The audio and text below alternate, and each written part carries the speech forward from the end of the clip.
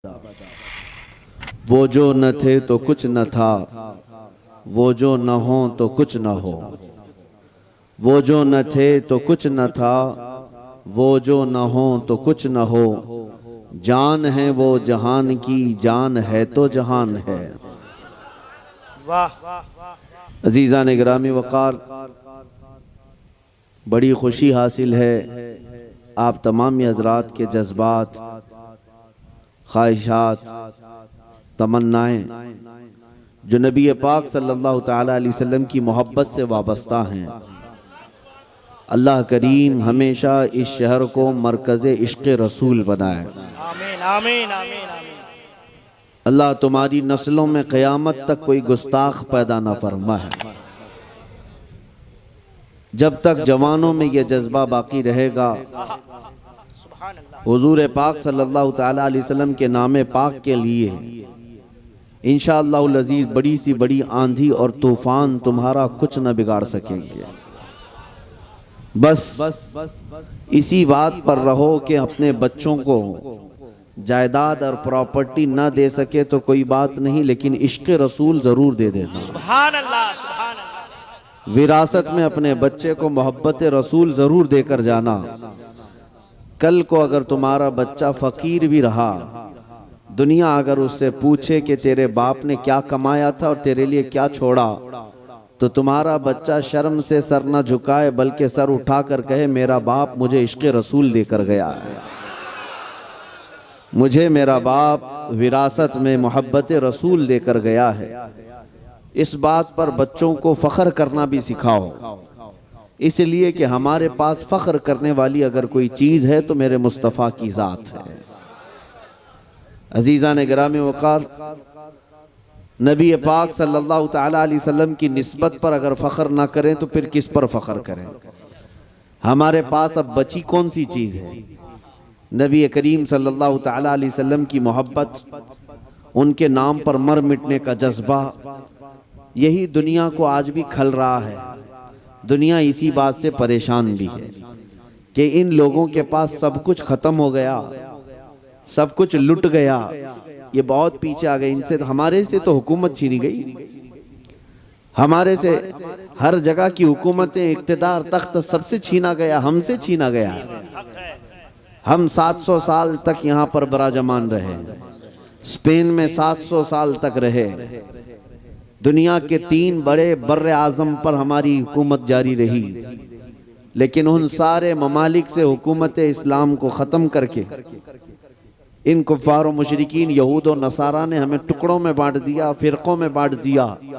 लेकिन उसके बावजूद आज दुनिया का सबसे पहला टारगेट भी हम ही हैं, जिसको 100 साल से ये लोग मार रहे हैं। हमारी इस जमात को पिछले 100 साल से मारा जा रहा है।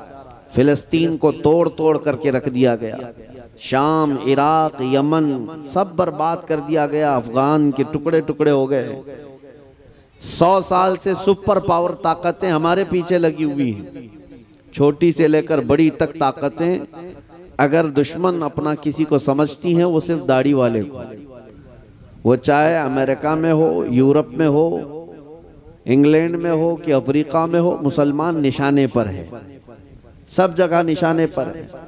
कभी आपने सोचा कि जो बिखरी हुई कौम है, टूटी हुई कौम है, हमारे पास कोई ढंग की हुकूमत नहीं, लेकिन फिर क्यों हम निशाने पर हैं? दुनिया आज हमसे खौफज़दा क्यों है, परेशान क्यों है?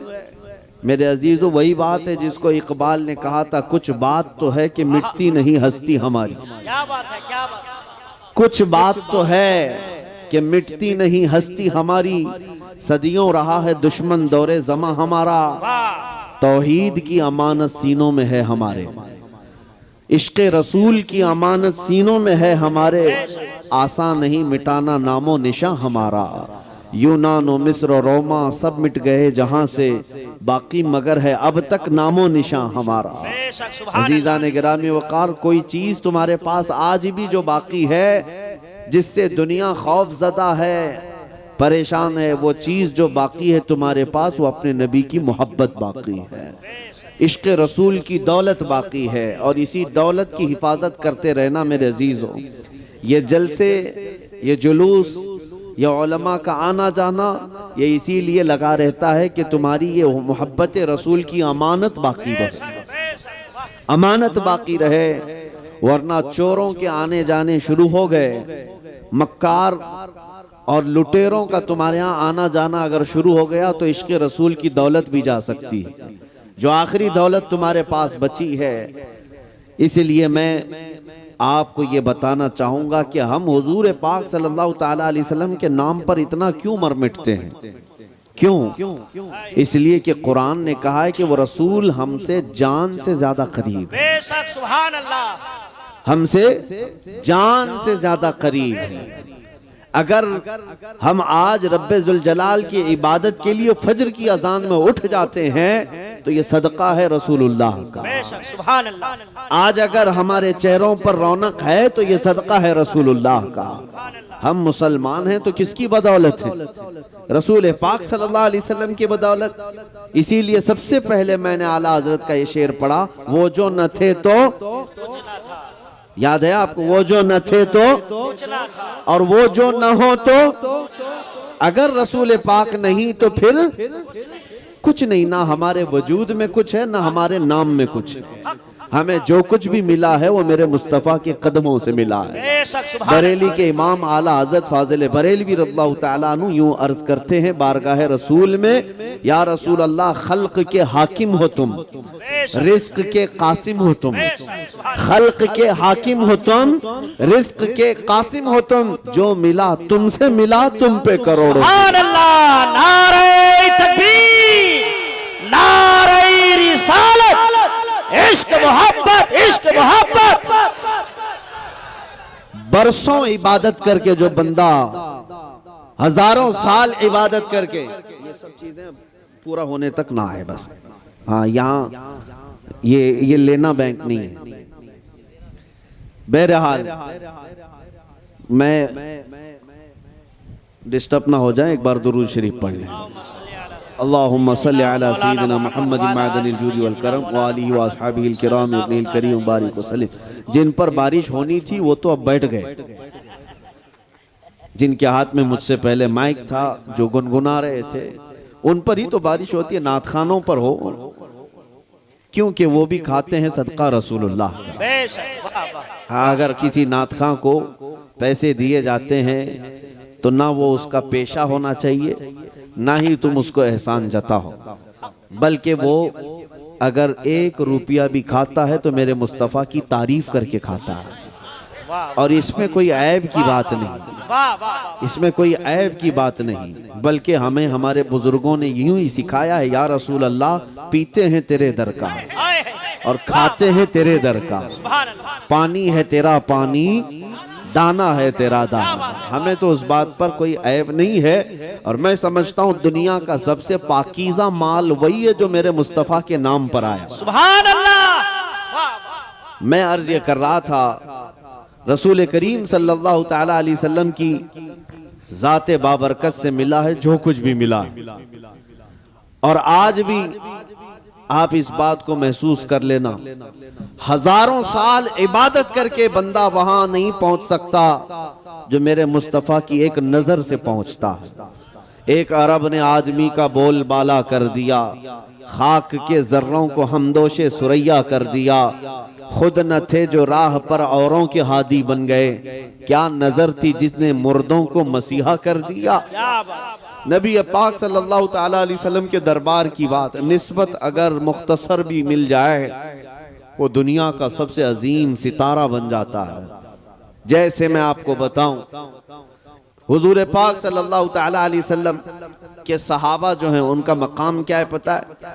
सहाबा का मकाम ये है, मेरे आका खुद फरमाते हैं, अगर मेरी उम्मत का कोई बंदा उहद पहाड़ के बराबर सूना खैरात करे, उहद पहाड़ छोटा नहीं है, 10 किलोमीटर पे फैला हुआ पहाड़ है, एक ही पहाड़ 10 किलोमीटर के सराउंडिंग में फैला है। और नबी पाक सल्लल्लाहु अलैहि वसल्लम फरमाते हैं कि मेरा कोई उम्मती उहद पहाड़ के बराबर सोना खैरात करे और मेरा कोई सहाबी जौ के दाने के बराबर खैरात करे तो भी बराबर नहीं हो सकता।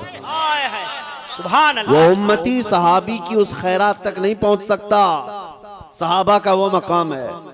सरकार गौसे पाक रदी अल्लाह ताला अन्हु से मनकूल और बाज दीगर अइम्मा इकराम से मनकूल ये बात है, सहाबा का मकाम क्या है? तो फरमाया गया जो सहाबी हुजूर सल्लल्लाहु ताला अलैहि वसल्लम के साथ जिहाद में जाया करते, जिस घोड़े पर बैठ करके वो जाते, उस घोड़े के टाप के नीचे से जो धूल उड़ती थी उस धूल तक भी गौस का मकाम नहीं है। गौस भी वक्त का उस धूल तक नहीं पहुंच सकता जो सहाबी रसूल घोड़े पर बैठकर जाते थे। यह मकाम सहाबा का है। क्यों मिला सहाबा को ये मकाम? क्यों है? सिर्फ और सिर्फ सोहबत रसूल की बुनियाद। वो निस्बत रसूल है जो उन्हें दुनिया में सबसे मुमताज करती है, सबसे आला करती है। उम्मत का कोई गौस हो, कोई कुतुब हो, कोई किसी भी किस्म का बड़ा सा बड़ा फकीह हो, वो रसूल पाक के सहाबी के मकाम को नहीं पहुंच सकता। प्लस मैं आपको एक हैरत अंगेज बात बताऊं, हुजूर पाक सल्लल्लाहु ताला अलैहि वसल्लम मस्जिद नबवी शरीफ में बैठे, एक नौजवान था जो यहूदी था, माँ भी यहूदन बाप भी यहूदी, लड़का भी यहूदी, गुजर रहा था, हुजूर के जमाल पर नजर पड़ गई। नबी पाक सल्लल्लाहु ताला अलैहि वसल्लम के चेहरे पर नजर पड़ी, वो देखता का देखता रह गया। मेरे आका का हुस्न था ही ऐसा। मेरे आका सल्लल्लाहु अलैहि वसल्लम को सहाबा कहते हैं जो एक मर्तबा देखता वो पलकें झपकाना भूल जाता, वो हुजूर को यूं ही देखता रह जाता। बल्कि बाद सहाबा फरमाते हैं हमें भूख शिद्दत की लगती तो भी चेहरे मुस्तफा को देखते, हुजूर के चेहरे को देखते भूख भी खत्म हो जाती। यहाँ तक कि जो बीमार सहाबा हैं वो कहते हैं अगर बहुत ज्यादा बीमार होते तो रसूलुल्लाह को देख लेते थे।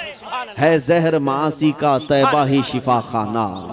अजीजा ने गिरामी वकार, वो यहूदी नौजवान नबी पाक सल्लल्लाहु ताला अलैहि वसल्लम के चेहरे पाक को देखा तो देखता रह गया और दरवाजे के पास खड़ा रहा। चूंकि यहूदी था अंदर तो आया नहीं, खड़ा रहा, शाम हो गई और उसके बाद घर चला गया। आज एक दिन था, दूसरे दिन फिर उसने इरादा करके देखना शुरू किया, तीसरे दिन से तो उसका मामूल बन गया कि वो काम काज पे नहीं जाता, सीधे आकर मस्जिद के बाहर खड़ा होता और चेहरे रसूल को ताकता रहता था, सिर्फ टकटकी बांधकर देखता रहता था। किसी ने जाकर उसके माँ बाप को शिकायत कर दी कि तुम्हारा बेटा तो मोहम्मद का दीवाना हो गया, तुम यहूदी हो, तुम्हारा बेटा उनका दीवाना हो गया, मोहम्मद सल्लल्लाहु ताला अलैहि वसल्लम को ही देखता रहता है। माँ बाप को जब ये बात पता चली तो बेटे को डांटा डपटा और फिर जब वो नहीं माना तो मारा भी, बहुत उसको ज़ज्र तौबीख किया। और उसके बाद मेरे अजीजों ये इश्क रसूल की ये आदत है ही ऐसी जिसको आला हज़रत फरमाते हैं जान है इश्क मुस्तफ़ा, रोज फजू करे खुदा, जिसको हो दर्द का मजा नाजे दवा उठाए क्यों, फिर के गली गली तबाह ठोकरे सबकी खाई क्यों, दिल को जो अक्ल दे खुदा तेरी गली से जाए क्यों। नबी पाक सल्लल्लाहु ताला अलैहि वसल्लम को देखना वो छोड़ता नहीं था। माँ बाप को शिकायत की गई। एक दिन बाप यहूदी आया और देखा अपने बेटे को कि यहीं खड़ा रहता है, आकर के अपने बेटे को गिरफ्तार किया और घर ले गया और जंजीरों से बांध करके उसको कैद कर दिया। कहा आज के बाद ना तू घर से बाहर निकलेगा, ना मोहम्मद को देखेगा, ना मस्जिद के बाहर जाएगा, ना कहीं उनकी जियारत करेगा। और उसको जो ये सजा मिली ये सख्त तरीन सजा होती है। एक आशिक रसूल के लिए सबसे बड़ी सजा उसके रसूल से दूर कर देना, नबी पाक सल्लल्लाहु ताला अलैहि वसल्लम से दूर करना।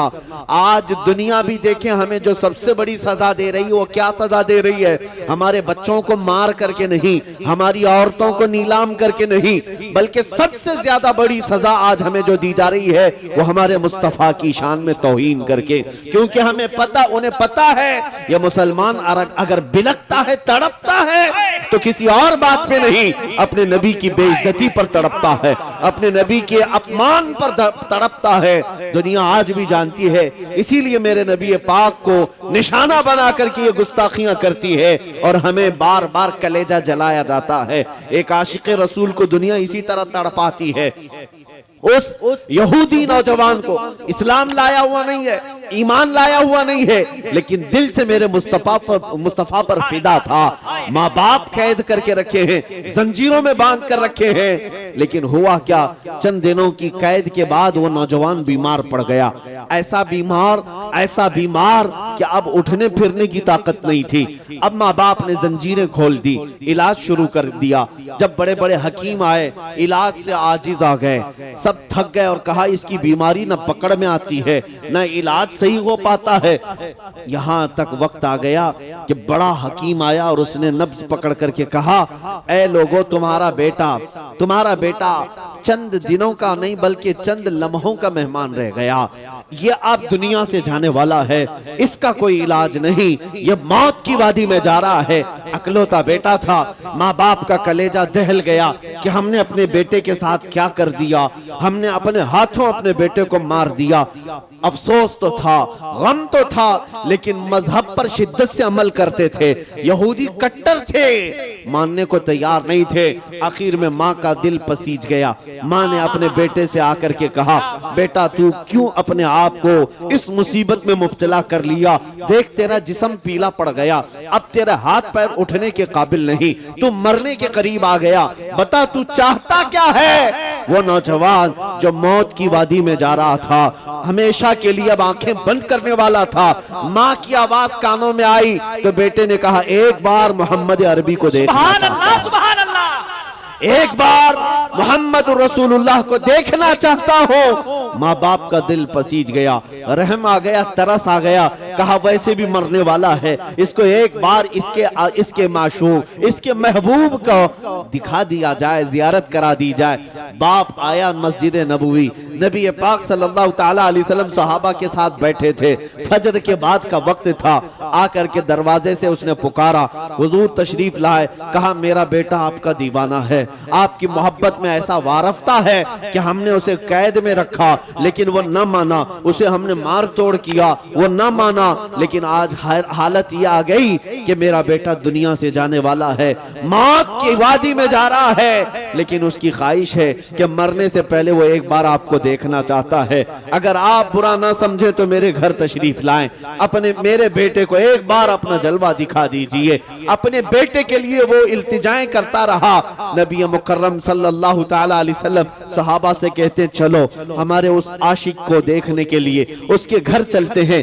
नबी पाक सल्लल्लाहु ताला अलैहि वसल्लम चल कर के आए। यहूदी का घर है, माँ भी यहूदन, बाप भी यहूदी, बेटा बिस्तर पर पड़ा हुआ है, मौत करीब है। जैसे ही नबी पाक घर में दाखिल हुए, खुशबुओं से घर महक गया। बिस्तर पर उसे अंदाजा होने लग गया कि जाने जाना तशरीफ ला रहे हैं, रूह कायनात तशरीफ ला रहे हैं। उसने ताकत और कुव्वत को जमा किया, आंखें उठाकर देखा, सामने आफताबे रिसालत है, सामने महताबे रिसालत है। नबी पाक सल्लल्लाहु अलैहि वसल्लम जैसे ही सिराने के पास आए, पूरी कुव्वत के साथ वो अपने बिस्तर से उठकर बैठ गया। नबी पाक सल्लल्लाहु ताला अलैहि वसल्लम ने चेहरे के नीचे हाथ दिया और उठा करके बिठाया और फरमाया कि ए नौजवान, अब देर किस बात की? जब तेरा दिल मेरे नाम से धड़कता है, जब तेरे अंदर मेरे नाम की मोहब्बत है, तो देर किस बात की? क्या अभी कलमे तैयबा पढ़कर मुशर्रफ इस्लाम नहीं होना चाहता? उस नौजवान ने कहा, आका देर किसी बात की नहीं, बस बात इतनी थी कि आप सामने हो और मेरे लब खुलते चले जाएं। उसने कलमे तैयबा पढ़ा, नबी पाक सल्लल्लाहु ताला अलैहि वसल्लम पर ईमान लाया, और अभी ईमान लाया था, कलमे तैयबा का विर्द हो रहा था, और इधर से जान निकलती जा रही थी, रूह निकलती जा रही थी। नबी पाक सल्लल्लाहु ताला अलैहि वसल्लम को देखते देखते रूह को अल्लाह के हवाले कर दिया, बिस्तर पर लेट गया। लेकिन आपको मैं बताऊं, नबी पाक सल्लल्लाहु ताला अलैहि वसल्लम को आखिरी मर्तबा देखने वाला नौजवान कितनी देर के लिए ईमान लाया था? चंद मिनटों के लिए ईमान लाया, चंद मिनटों के लिए ईमान लाया। लेकिन जानते हो, वो चंद लम्हों के लिए लाया हुआ ईमान उस नौजवान को सहाबी रसूल के मकाम पर पहुंचा। वो सहाबी रसूल के मकाम पर पहुंच गया, और उस मकाम पर पहुंचा। देखो, जिंदगी में एक नमाज पढ़ने का वक्त भी नहीं आया, ज़कात देने का वक्त भी नहीं आया, रोजा रखने का वक्त भी नहीं आया। इधर ईमान लाया, उधर वफात हो गई, लेकिन मकाम कौन सा पाया? वो मकाम पाया जहां दुनिया का कोई गौस भी उसके कदम तक नहीं पहुंच सकता। नारे तकबीर, नारे रिसालत, अज़मते सहाबा, अज़मते सहाबा, मसलके आला हजरत, बस्ती बस्ती करिया करिया। इसीलिए आला हज़रत ने फरमाया, या रसूल अल्लाह, जो मिला तुमसे मिला, जो मिला तुमसे मिला, तुम पे करोड़ों दुरूद। जिन सहाबा को मकामात उलिया मिले वो किसकी वजह से? रसूलुल्लाह की वजह से, मेरे मुस्तफा की बदौलत। और अगर आज कोई ये कहता है कि मुल्क शाम फतह हुआ, इराक फतह हुआ, यमन फतह हुआ, मिस्र फतह हुआ, ये बड़े बड़े ममालिक सहाबा इकराम की मेहनतों से तो फतह हुए, लेकिन कभी भी सहाबा ने नहीं कहा कि हमने अपनी ताकत की जौलानियों से जमीनों को कब्जा किया है, बल्कि हर सहाबी का नारा यही था, जो मिला रसूलुल्लाह से मिला। हम आज जिस मकाम पर हैं वो मेरे मुस्तफा की बदौलत है। इसीलिए नौजवानों, फख्र करना सीखो। किस बात पर फख्र करोगे? इस बात पर फख्र करो कि मैं रसूलुल्लाह का अदना गुलाम हूं, मेरी निस्बत मेरे मुस्तफा से है। दुनिया को दिखाने के लिए तुम दाढ़ियां छिलवा देते हो, दुनिया को दिखाने के लिए तुम टोपियां छुपा देते हो, ये सोचते हो कि दुनिया पता नहीं हमें आतंकवादी ना कह दे, दुनिया हमें टेररिस्ट ना कह दे, दहशतगर्द ना कहे, इसलिए हम सेकुलर बन करके जिएंगे। अब तो लोग ऐसे नाम भी रखने लग गए कि पहचान में ना आए कि मुसलमान है कि कौन है। लोग इस तरह जीने की आदत डालते हैं। मैं कहता हूं, ए बुज़दिलो, कब तक इस तरह छुप छुप करके जियोगे? जीना है तो मेरे मुस्तफा के नाम पर खुल करके जियो। शहीद टीपू सुल्तान शेर मैसूर ये फरमाया करते थे कि शेर की एक दिन की जिंदगी गीदड़ की 100 साल जिंदगी से बेहतर है। 100 साल गीदड़ बन करके रहने से बेहतर है एक दिन शेर की जिंदगी गुजार कर जाओ। जीना है तो मेरे मुस्तफा की निशानियों के साथ जियो, हुजूर के अखलाक के साथ जियो। तुम्हें किस बात की शर्म है, किस बात का ऐब है? तुम ये समझते हो कि रोजी नहीं मिलेगी, नौकरी नहीं मिलेगी, लोग ताना देंगे, मुल्ला मौलवी कहेंगे, तो फिर नबी का नाम क्यों लेते हो? मोहब्बत का नारा लगाते क्यों? उस रसूल से अगर सच्ची मोहब्बत है तो उनके अखलाक और आदत से भी मोहब्बत करो, उनके किरदार से भी मोहब्बत करो। ऐसा नहीं है कि सिर्फ जुबान से नारा लगाते रहें और उनका कोई अमल तुम्हें पसंद ना हो। मैं आपको बताऊं, आपने नाम सुना है सैफुल्लाहिल मसलूल खालिद बिन वलीद रदी अल्लाह ताला। कौन है? रसूल पाक के वो सहाबी जिनको खुद रसूलुल्लाह ने फरमाया ये अल्लाह की लटकती हुई तलवार है। कौन? सैफुल्लाह खालिद बिन वलीद। आपको मैं बताऊं, उन्होंने अपनी जिंदगी में 125 जंगें लड़ी। कितनी? 125 जंगों में शिरकत किए। मेरे अजीजों, जंग है कोई फुटबॉल क्रिकेट का मैदान नहीं है कि सुबह गए शाम में आ गए।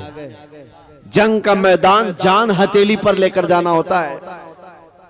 और खालिद बिन वलीद खुद फरमाते, मेरे पूरे जिस्म में एक बालिश्त जगह भी बाकी नहीं जहां तीर और नेज़े का निशान ना हो। हर जगह जख्म है, हर जगह जख्म है। और वो जो तलवार उठाते थे एक हाथ में 35 किलो की होती थी, और जो ढाल पकड़ते थे तीरों को बचाने के लिए वो 40 किलो का होता था। वो असल जवान है रसूलुल्लाह का, वो जवान है, बहादुर है। मेरे अजीजों, 125 जंगों में शिरकत किया, लेकिन रिकॉर्ड है ये है कि एक भी जंग में कभी आपको शिकस्त नहीं हुई। क्या बात है, सुभान अल्लाह। एक भी जंग में कभी हारे नहीं खालिद बिन वलीद। जिस जंग में गए फतह का झंडा लहरा कर आए। और एक बड़ी ताज्जुब की बात बताऊं, खालिद बिन वलीद रदी अल्लाह ताला अन्हु जिस इलाके को फतह किए थे अपने जमाने में, 14 सदियां गुजर गई, आज तक वो इलाका इस्लाम के तहत ही है। सुभान अल्लाह। आज तक मुसलमानों के जेर नगी। खालिद बिन वलीद ने जिस इलाके को फतह किया वो अब तक गैरों के हाथ में नहीं जा सका, नहीं गया। इतनी फजीलत सुनो, उस खालिद बिन वलीद की बात कर रहा हूं। वो फख्र किस बात पर करते थे? अपनी बॉडी पर, अपनी ताकत पर, हाँ, अपनी जौलानियत पर, अपने तलवार के फन पर, किस पर फख्र करते थे? नहीं, उनको इन बातों पर फख्र नहीं था, बल्कि वो खुद कहते हैं जंगे मौता में एक जंग ऐसी कि जिसमें 9 तलवारें उनके हाथ से टूटी। एक तलवार टूटती, दूसरी उठाती, दूसरी के बाद तीसरी, तीसरी के बाद चौथी, 9 तलवारें टूटी, मैदान छोड़कर कभी भागे नहीं, वो लड़ते रहे। हजरत खालिद बिन वलीद फरमाते हैं मैं शहादत के शौक में जाता था, लेकिन कभी मौत मैदान जंग में नहीं आई, नहीं आई। एक जंग के मैदान में ऐसा हुआ कि बड़े बड़े पहलवान सामने तलवार लहराते आ गए आपकी गर्दन के पास। 4 बड़े बड़े पहलवान आए, आप लड़ ही रहे थे कि अचानक आपका अमामा गिर गया, सर से अमामा गिर गया। अब होना क्या चाहिए? जंग के तरीकों में यही है कि पहले दुश्मन का मुकाबला करो, बाद में अपनी चीजें उठाओ। लेकिन खालिद बिन वलीद ने सामने खड़े हुए किसी काफिर की परवाह न की, अमामा उठाने के लिए चल पड़े। बड़े बड़े पहलवान सामने तलवार लेकर खड़े हैं, आप उनकी तरफ नहीं देख रहे थे, अमामा शरीफ उठाना है। अपनी टोपी अमामा उठाने के लिए भागे और जल्दी से जाकर भागकर उठा लिए। इतनी देर में तो वो गर्दन अलग कर सकते थे, लेकिन सब हैरत में रह गए। सबों ने तलवार नीचे कर ली। ये हरकत एक आम फौजी भी नहीं करता, एक आम सिपाही भी नहीं करता। खालिद बिन वलीद तो सिपह सालार है, ऐसी हरकत कैसे कर सकते हैं? तो उन काफिरों ने पूछा खालिद बिन वलीद से, ये क्या हरकत तुमने किया? एक छोटा फौजी भी नहीं करता ऐसी हरकत। तुम बड़े सिपह सालार होकर जंग में जब दुश्मन तेरी गर्दन पर तलवार ताने खड़ा है, अपनी गर्दन बचाने की बजाय तुम पगड़ी बचाने चल पड़े, तुम अपना अमामा उठाने चल पड़े। खालिद बिन वलीद ने जो जवाब दिया मेरे अजीजों, यही सहाबा का मसलक था। उन्होंने कहा है जालिमो, तुम क्या समझते हो खालिद बिन वलीद अपने ताकत के बलबूते फतह हासिल करता है, अपनी जवानी के बलबूते जंगों को जीतता है? नहीं, सुनो, बात दरअसल ये है कि ये अमामा सिर्फ अमामा नहीं, इसके अंदर मेरे मुस्तफा के 3 मुँह मुबारक रखे हैं। इसके अंदर रसूलुल्लाह के 3 बाल मुबारक हैं। और मेरा यकीन यही है, मैं अपनी ताकत के बलबूते नहीं जीतता, बल्कि जिस जंग में भी मुझे फतह मिलती है वो रसूलुल्लाह के मुँह मुबारक की बदौलत। निस्बत पर उन्हें नाज था, उन्हें फख्र इसी बात पर था। इसी को आला हजरत ने क्या फरमाया, या रसूल अल्लाह जो मिला तुमसे मिला, तुम पे करोड़ों दुरूद, खल्क के हाकिम हो तुम, रिस्क के कासिम हो तुम, जो मिला तुमसे मिला, तुम पे करोड़ों दुरूद। इसीलिए मैंने आज देखा है इज्जत उसी की है जो रसूलुल्लाह का दीवाना है, जो मेरे मुस्तफा का परवाना है, उसे दुनिया नहीं भूलती। आज देखे बंगाल की इस वादी में मैं बैठा हूँ, यहाँ पर शायद मैं पहली मर्तबा आया, लेकिन आते साथ 100 साल पहले गुजरे हुए बुजुर्ग जिनका नारा कसरत से लगता है वो कोई और नहीं, वो इमाम इश्क व मोहब्बत आला हजरत की जात है।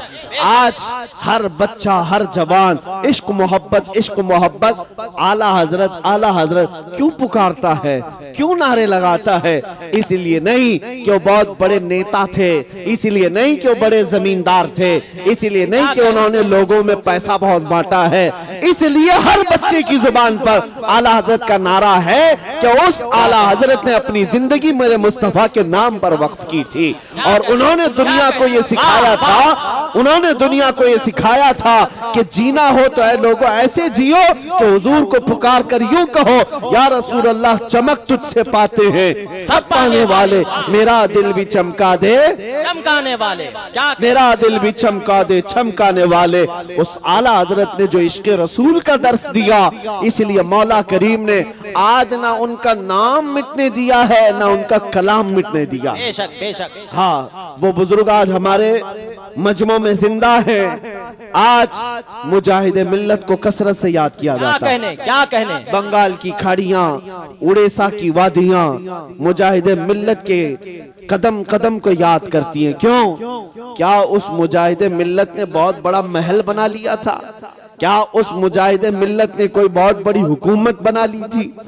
उस मुजाहिदे मिल्लत ने अपनी जिंदगी में अगर कुछ किया है तो इन भोले भाले सुन्नियों के दिलों को इश्क रसूल से गरमाया है, मोहब्बत मुस्तफा में जीना सिखाया है, तड़पना सिखाया है।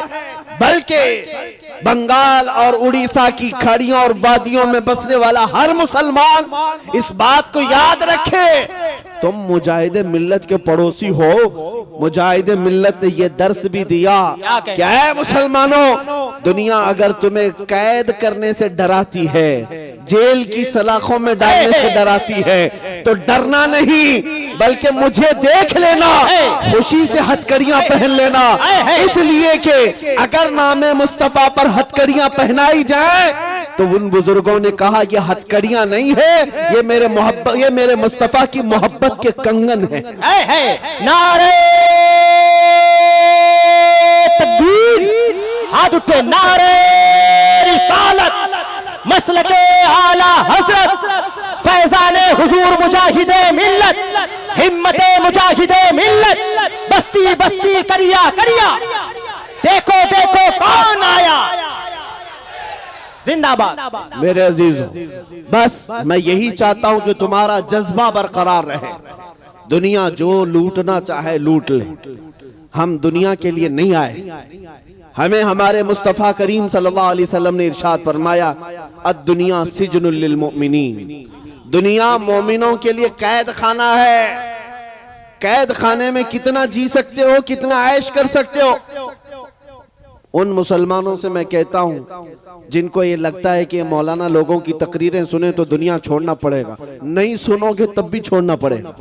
मलकुल मौत तो आने वाले आएंगे, आज या कल कभी तो आएंगे, पकड़ कर ले जाएंगे। कोई भी प्रॉपर्टी वाला, कोई जमींदार हमेशा रहने के लिए नहीं आया। मुझे कोई गारंटी देकर के बताए कि मैं 100 साल जीने वाला हूं, बता दे कोई। किसी को कल तक की गारंटी नहीं है, 100 साल बहुत दूर की बात। मोमिनो, तुम्हें यहां हमेशा रहना नहीं है। अगर दुनिया लूटती है तुम्हारा सामान तो लूट ले, कुछ फर्क नहीं पड़ता। जहां हमेशा के लिए जाना है वहां बादशाहत तो मेरे मुस्तफा की, अर्श हक है मसनद रिफात रसूलुल्लाह की, और देखनी है हश्र में इज्जत रसूलुल्लाह की। और आला हजरत ने हमें यही सिखाया है, हम रसूलुल्लाह के, जन्नत रसूलुल्लाह की। कयामत के दिन जिसके तुम नाम लेवा हो उसकी हुकूमत तो है, जहां सब तुम्हें ललकार देंगे। सब ने सफ़े महशर में ललकार दिया हमको। आला हज़रत ने यही फरमाया, आदम अलैहिस्सलाम से लेकर ईसा अलैहिस्सलाम तक हर नबी जब ये कह रहे होंगे कि आज जाओ किसी और के पास, उस वक्त बताओ कौन है जो कहता है आ जाओ मेरे पास? सुभान अल्लाह, सुभान अल्लाह। कौन है जो कहता है आ जाओ मेरे पास? वो कोई और नहीं, वो आमिना का लाल मकीने गुंबद खजरा, हम गरीबों के आका मौला मोहम्मद रसूलुल्लाह की जात है। वो तुम्हें वहां पर भी मदद के लिए बुला रहे होंगे। आओ सुनो, मेरे आका सल्लल्लाहु अलैहि वसल्लम फरमाते हैं कि क़यामत के दिन सहाबा ने पूछा आपका क्या हाल होगा, आप किस कैफियत में होंगे? तुम झूम जाओगे दीवाने। हुजूर फरमाते जैसे अजीज बच्चे को माँ यहाँ पर ढूंढती है, किसी माँ का अकलौता बेटा खो जाए तो माँ कैसे ढूंढती है, इधर उधर हर एक से पूछती रहती है, बेटे को देखा है, मेरे बेटे को देखा है। फरमाया गया हुजूर पाक की कैफियत क़यामत के दिन यही होगी, हुजूर अपने उम्मतियों को माँ से ज्यादा ढूंढ रहे हो। क्या बात है, सुभान अल्लाह, सुभान। माँ जब अकलौते को छोड़ देगी वहां पर, लेकिन मेरे मुस्तफा अपने उम्मतियों को नहीं छोड़ेंगे। खुद फरमाते मेरे आका क़यामत के दिन तुम मुझे देखोगे इस हाल में कि मेरे एक कंधे पर चादर होगी। हुजूर फरमाते मेरे एक कंधे पर चादर होगी, कभी वो खसक खसक कर गिर रही होगी, मैं एक हाथ से अपनी चादर संभाल रहा हूँ और एक हाथ से अपने उम्मतियों को पकड़ पकड़ कर जन्नत में ले जा रहा हूँ। जो नबी सल्लल्लाहु ताला अलैहि वसल्लम क़यामत के दिन एक एक हाथ से पकड़ पकड़ कर कभी हौज़े कौसर पर ले जा रहे हैं, कभी मीज़ान अमल के पास आकर खड़े होकर के हमारे आमाल को भारी कर रहे हैं, कभी जन्नत की तरफ ले जाने के लिए मदद कर रहे हैं। तो मुझे बताओ, उस रसूल के गुण ना गाएं तो फिर किसके गुण गाएं? उस रसूल के लिए ना जिए तो फिर किसके लिए जिए? दुनिया में तुम जिसकी जय विजय करते घूमते हो, ये पार्टियां आज हैं कल चली जाएंगी। इनका हाल ये है कि हमने देखा है जो नेता बेचारे पार्टियों में 40-40 साल उनकी जूतियां उठा उठा कर घूमते थे, अब बूढ़े हो गए तो पार्टियों ने उन्हें भी साइड लगा दिया, कहा अब तुम्हारी जरूरत नहीं, अब तुम्हारी जरूरत नहीं है। यही हाल होगा। ये दुनिया ऐसी लैला है जो रोज शोहर बदलती है, ये दुनिया ऐसी लैला है जो रोज मजनू बदलती है। और ये पागल हैं जो इज्जत इनकी जूतियों में ढूंढते हैं। बूढ़े हो गए तो तुम्हें पार्टी से भी निकाल दिया, बूढ़े हो गए तो तुम्हें साइड लगा दिया कि अब तुम्हारा काम नहीं है, बैठो किनारे देखो हम हुकूमत करेंगे। लेकिन हमने देखा है जिसने मेरे मुस्तफा के कदमों में अपनी जिंदगी निछावर की, हुजूर के दामन से जो वाबस्ता हुआ, वो जिंदगी में जितना बूढ़ा होता है उतनी इज्जत बढ़ती है। जितना बूढ़ा हो जाए इज्जत बढ़ती जाती है। मुझे बताओ ऐ नौजवानों, क्या उम्र के 75वें साल में जब ताजु शरिया की उम्र पहुंची तो क्या उनको किसी ने साइड बैठने का हुक्म दिया? बल्कि हर दिन ऐसा था कि उन पर टूट पड़ने वाले परवानों की कसरत होती ही जाती थी। क्यों? ये दामने मुस्तफा से जो वाबस्ता होता है उसकी इज्जत में कमी कभी नहीं आती, कभी कभी नहीं आती, बढ़ती ही जाती है, बढ़ती ही जाती है। और इसमें कम का कोई तस्वुर नहीं। कम वहां है जहां दुनिया की जूतियां उठाओगे, इसको उसको राजी करने की कोशिश करते रहो। और देखा आपने, अल्हम्दुलिल्लाह, मैं मुसलसल पिछले 1.5 साल से कंटिन्यू हिंदुस्तान के हर इलाके में जा रहा हूं, हर सूबे में, कितने शहरों में गया, नौजवानों का और लोगों का पुरतफाक इस्तेकबाल, हर जगह नारे और फूलों से निछावर। किस बात की मुझे इज्जत दी जा रही? क्यों मुझे लोग इस कदर आंखों पे बिठाए हुए? क्यों मुझे मिंबर पर बुलाया जाता है, दावत दी जाती? मैं ये जानता हूं तुम्हारी ये इज्जत, तुम्हारी ये मोहब्बत, तुम्हारा ये फूल बरसाना, आंखों पर बिठाना, इसलिए नहीं कि मैं भी किसी पार्टी का नेता हूं। नहीं, तुम जो कुछ भी इज्जत देते हो वो सिर्फ इतनी बात है, जब तक बिके न थे तो कोई पूछता ना था। जब तक बिके न थे तो कोई पूछता न था। या रसूल अल्लाह, तुमने खरीद कर हमें अनमोल कर दिया। ये नाज, ये अंदाज हमारे नहीं होते, झोली में अगर टुकड़े तुम्हारे नहीं होते, जब तक के मदीने से इशारे नहीं होते, रोशन मेरी किस्मत के सितारे नहीं होते। बेदाम ही बिक जाइए बाजारे नबी में, इस शान के सौदे में खसारे नहीं होते।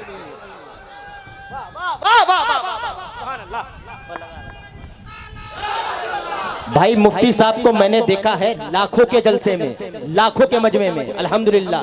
दीवाने नारा लगाते हैं तो कसम खुदा की लगता है दुश्मन नबी का कलेजा कांपने लगता है। लब्बैक लब्बैक लब्बैक लब्बैक। यार माइक वाले भाई, कसम खुदा की क्या है यार?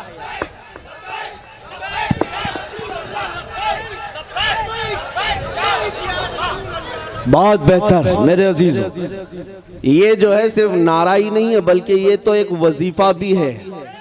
लब्बैक या रसूल अल्लाह, ये सिर्फ नारा नहीं है, मेरे मुस्तफ़ा की पुकार है और दुरूद भी। नबी पाक सल्लल्लाहु ताला अलैहि वसल्लम को पुकारना ये सिर्फ और सिर्फ नारा नहीं है, ये इबादत है, ये इबादत है।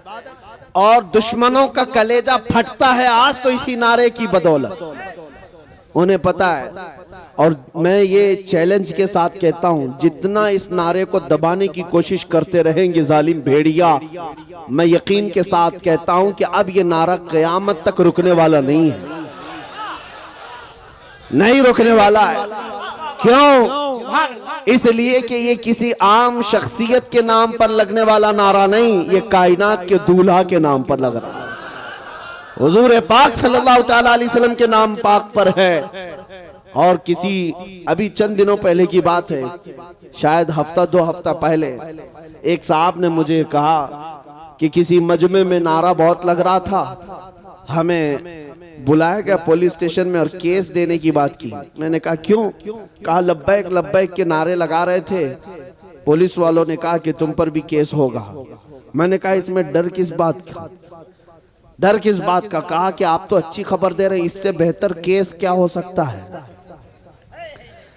इससे बेहतर केस क्या हो सकता है कि नबी पाक सल्लल्लाहु ताला अलैहि वसल्लम के नाम पाक पर पुकारने का वो तुम्हें केस नहीं बल्कि सर्टिफिकेट दे रहे हैं आशिक रसूल होने का। क्या बात है, वाह वाह वाह वाह। वो सर्टिफिकेट दे रहे हैं कि तुम किसी और को नहीं पुकारते, तुम रसूलुल्लाह को पुकारते हो। अगर दुनिया ये सर्टिफिकेट देती है तो खुशी से कबूल कर लो और बारगाह मुस्तफा में जाकर अर्ज करना और कहना या रसूल अल्लाह, सिर्फ मैं ही नहीं कहता, सारी दुनिया भी कह रही है, आपके दुश्मन भी कह रहे हैं, मैं किसी और को नहीं पुकारता, सिर्फ आपको पुकारता हूं। जिस दिन नबी पाक सल्लल्लाहु अलैहि वसल्लम की बारगाह में तुम ये अरीजा पेश करोगे, यकीन है मेरे आका यही फरमाएंगे कब्र में जब तुम पहुंचोगे, उस दिन सारी दुनिया से थक हार करके पहुंचोगे, नबी पाक मुनकर नकीर से कहेंगे छोड़ दो, ये मेरा मलंग है, ये दुनिया से थक करके आया है, दुनिया ने इसे बड़ा परेशान किया है, छोड़ दो इसे, सो जाने दो। हम उसी रात के लिए मेरे अजीजों मर मिटते हैं। आओ मेरे अजीजों, नबी पाक सल्लल्लाहु ताला अलैहि वसल्लम के नाम पाक पर बेदार होना यह हमारे बुजुर्गों का शिवा है। हमने देखा है जब जब कौम हमारी सोती है, इसको जगाने के लिए हुजूर का नाम ही काफी है, नाम ही काफी। एक यहूदी आलिम है जो रिसर्च कर रहा था, डॉक्टरेट किया, पीएचडी किया, एक नहीं 2 पीएचडियां, किस बात पर? मुसलमानों के हालात पर। एक मॉडर्न मुसलमान है, उस मुसलमान से उस यहूदी आलिम की मुलाकात हुई और मुलाकात में उसने जो बात की, मुसलमान ने पूछा पीएचडी का तुम्हारा रिसाला कहां तक पहुंचा? कहा मैंने 2 बार अलग अलग टॉपिक पर पीएचडियां की हैं और सब मुसलमानों के हालात पर। उस मुसलमान ने पूछा कि किस नुक्ते पर तुम पहुंचे, रिजल्ट क्या आया तुम्हारी पीएचडी में? वो यहूदी आलिम कहता है मैंने देखा कि मुसलमान कई मर्तबा तबाह हुए, बर्बाद हुए, टुकड़े हुए, इनको बच्चों को मारा गया, इनको घरों से निकाला गया, इनको जलाया गया, इनकी खोपड़ियों से मीनार बनाए गए, इनकी औरतों को दफन किया गया, बहुत कुछ इनके साथ किया गया, लेकिन फिर भी ये जमा होते हैं, फिर भी जमा होते हैं। ना इनकी अजानों में फर्क आया, ना इनकी नमाजों में फर्क आया, ना इनके चेहरों पर फर्क आया, फिर वही तरोताजी आ जाती है। ये कैसी डाल है, ये कैसा दरख्त है कि इसकी हर शाख को तोड़ा जाए फिर भी हरियाली बाकी रहती है, फिर भी हरियाली बाकी रहती है। ये कैसा दरख्त है? तो इस मुसलमान ने पूछा कि तुम्हें क्या लगता है वजह क्या होगी, तुम बताओ। उस यहूदी आलिम से पूछा कि वजह क्या होगी कि बार बार हरियाली फिर आती है, इसकी शाखों को तोड़ने के बाद भी फिर हरियाली आती है। वो यहूदी कहता है बुरा ना मानो, मेरा रिसर्च ये कहता है ये 1000 टुकड़ों में बट जाएं, लेकिन जब नाम मोहम्मद की बात आती है फिर ये इकट्ठा हो जाते हैं। ये गुंबदे खजरा का नाम आता है फिर जमा हो जाते हैं। और मैंने देखा है मेरे अजीजों, प्रैक्टिकली देखा है, जब वो पाखंडी कुत्ता मेरे नबी की शान में भौंक रहा था और गुस्ताखियां कर रहा था, हमारा दिल जल रहा था, हमने बड़ी दूर से आवाज लगाई थी और यकीनन हर मुसलमान के दिल की आवाज थी। हम अपनी जान मेरे मुस्तफा के नाम पर फिदा करने को तैयार हैं। आग में कूदना कोई आम बात नहीं, और मैं समझता हूँ नबी पाक सल्लल्लाहु अलैहि वसल्लम के नाम के लिए कूदना कोई बड़ी बात भी नहीं, बड़ी बात भी नहीं हुजूर के नाम पर। और ना ही हम अपनी कोई करामत और ना ही कोई अपने करिश्मे दिखाना चाहते हैं, बल्कि हम तो ये चाहते हैं मरना है तो मर जाएं उस नाम पाक पर, कोई बात नहीं, मरना है तो मर जाएंगे। लेकिन आपको ये बात मैं बता रहा हूं कि जब उन जालिमों को ललकारा गया, उन कुफार और मुशरिकीन को ललकारा गया, तो आपने महसूस किया कि पूरे हिंदुस्तान भर के मुसलमानों में जो बेदारी आई, हर तरह का नौजवान खड़ा हो गया। किसके नाम पर खड़ा हुआ? मेरे नाम पर नहीं, वो आमिना के लाल के नाम। सुभान अल्लाह, सुभान अल्लाह। हिंदुस्तान के चप्पे चप्पे से, कोने कोने से मुझे खत भी आए, मैसेजेस आए, टेलीफोन आए, पूरी दुनिया भर से। अब मैं आपको बताऊं तो हैरत होगी, हमारा जिनसे कोई फिक्री ताल्लुक ही नहीं, उन जमातों के भी बड़े बड़े सरदार, दूसरे मकतबे फिक्र से ताल्लुक रखने वाले बड़े बड़े उलमा, वो सब जिनसे हमारा शदीद तरीन इख्तिलाफ है, उन लोगों ने भी कहा मौलाना आप बरेलवी हो, हमें पता है आप बरेलवी, हमें पता है हमारा आपसे बड़ा इख्तिलाफ है, लेकिन जिस नाम की इज्जत के लिए आप खड़े हैं, आप पीछे मुड़कर देखेंगे तो हमारी जमात भी खड़ी है।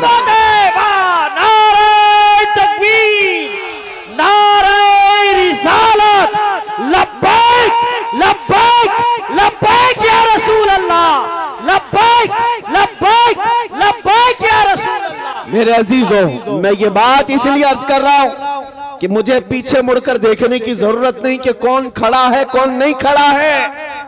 उन्होंने कहा था पीछे मुड़कर देखें तो हम भी नजर आएंगे।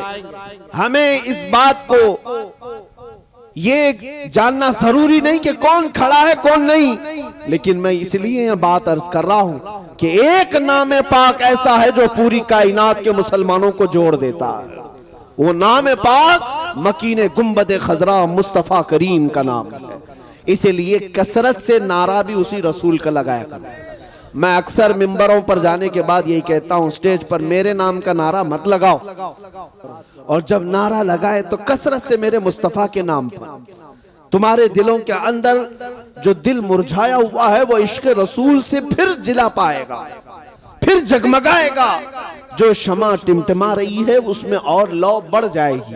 आओ, मैं आखिर में ये बात कहता हूं, डरो मत ऐ सुन्नी मुसलमानों, दुनिया से हमें कुछ लेकर जाना भी नहीं है। दुनिया छीन सकती है तो क्या छीनेगी, ज्यादा से ज्यादा हमारी जान, इससे ज्यादा क्या छीनेगी। और बरेली के इमाम ने हमें सिखाया है, करूं तेरे नाम पे जान फिदा, न बस एक जहां दो जहां फिदा, दो जहां से भी नहीं जी भरा, करूं क्या करोड़ों जहां नहीं, ये एक जान क्या है अगर हो करोड़ों, तेरे नाम पर सबको वारा करूं मैं।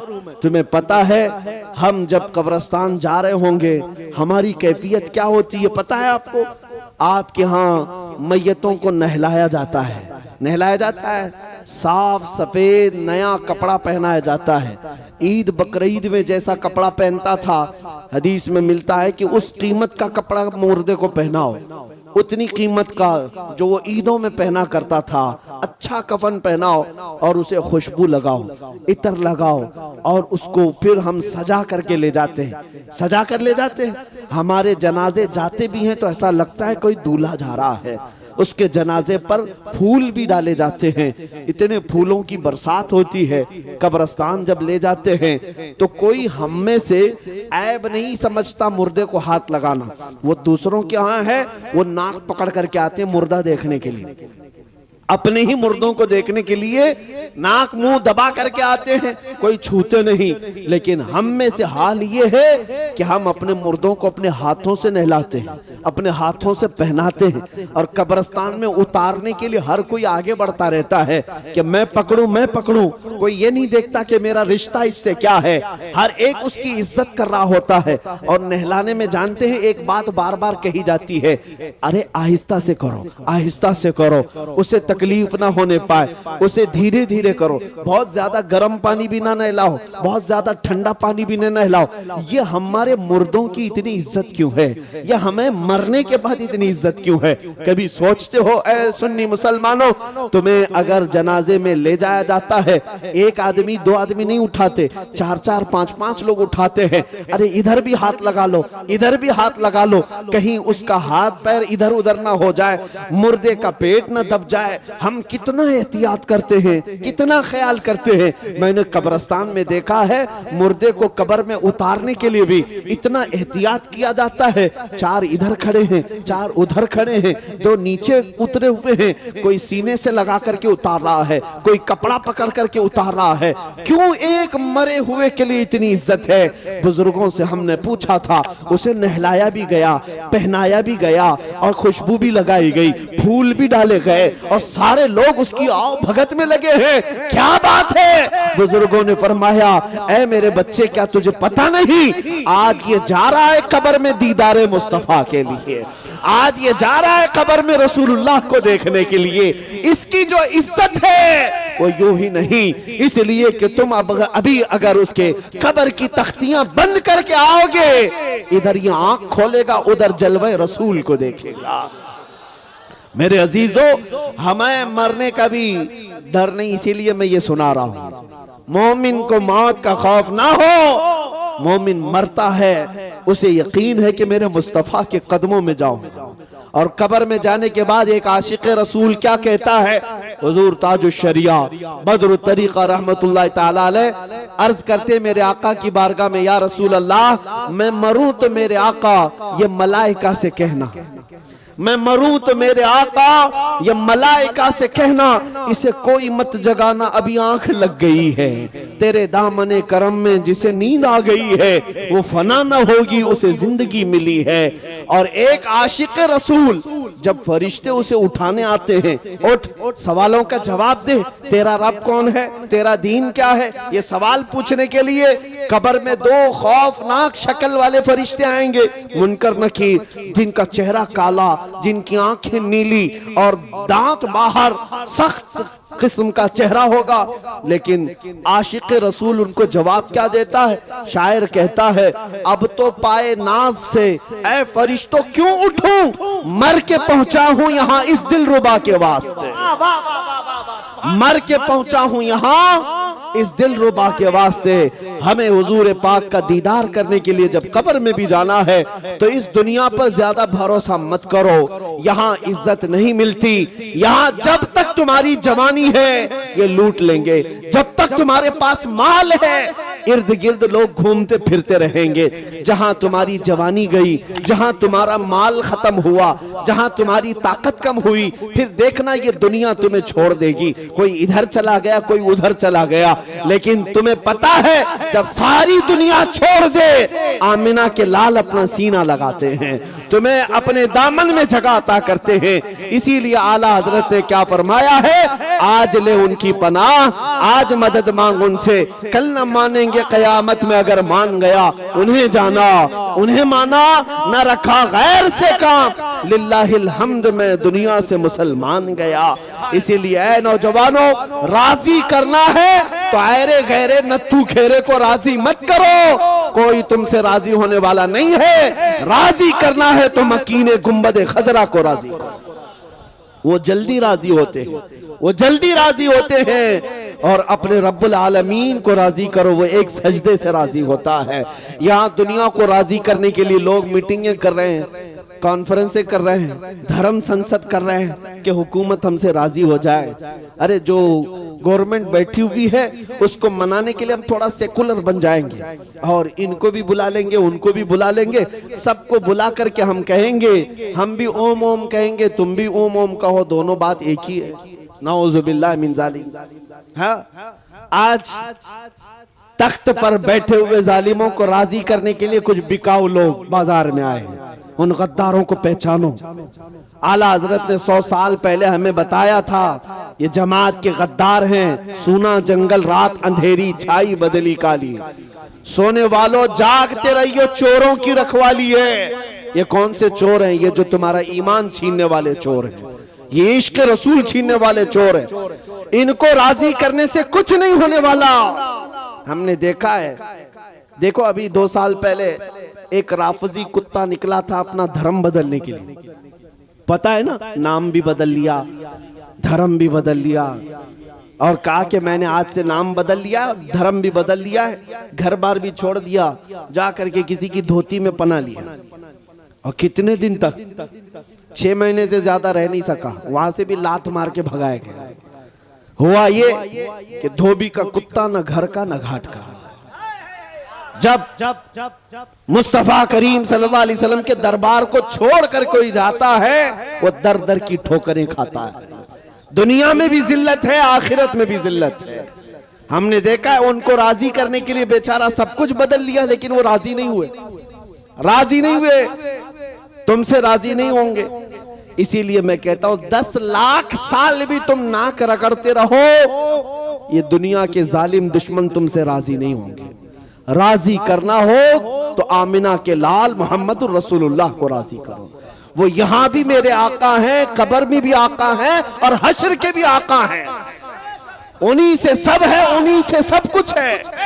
इसीलिए मैंने जो शेर कहा था, वो जो न थे तो कुछ न था, वो जो न हो तो कुछ ना हो। जान है वो जहान की और जान है तो जहान है। अल्लाह करीम हम सबको उनकी मोहब्बत में जीने मरने की तौफीक अता फरमाए। हम रहे तो मौला आशिक़े रसूल बनकर के जिए और मरे तो मेरे मुस्तफ़ा की मोहब्बत में मरे। मौला जब हमारा जनाजा उठे तो दुनिया पुकार कर कहे कि मेरे मुस्तफ़ा का दीवाना इस दुनिया से जा रहा है। इतनी ही दुआ है और साथ में तुम्हें यह दर्स देकर के जाता हो, उठो कुव्वते इश्क से हर पस्त को बाला कर दो, दहर में नामे मोहम्मद से उजाला कर दो। यहाँ दुनिया में जो कुछ भी है वो मेरे मुस्तफ़ा का है। इसीलिए मेरे मुर्शिद गिरामी ताजु शरिया ने ये फरमाया है, जिंदगी ये नहीं है किसी की किसी के लिए, जिंदगी है नबी की नबी के लिए। ना समझ मरते हैं जिंदगी के लिए, अरे जीना मरना है सब कुछ नबी के लिए। व आखिर दावाना अनिल हम्दुलिल्लाहि रब्बिल आलमीन। अस्सलामु अलैकुम।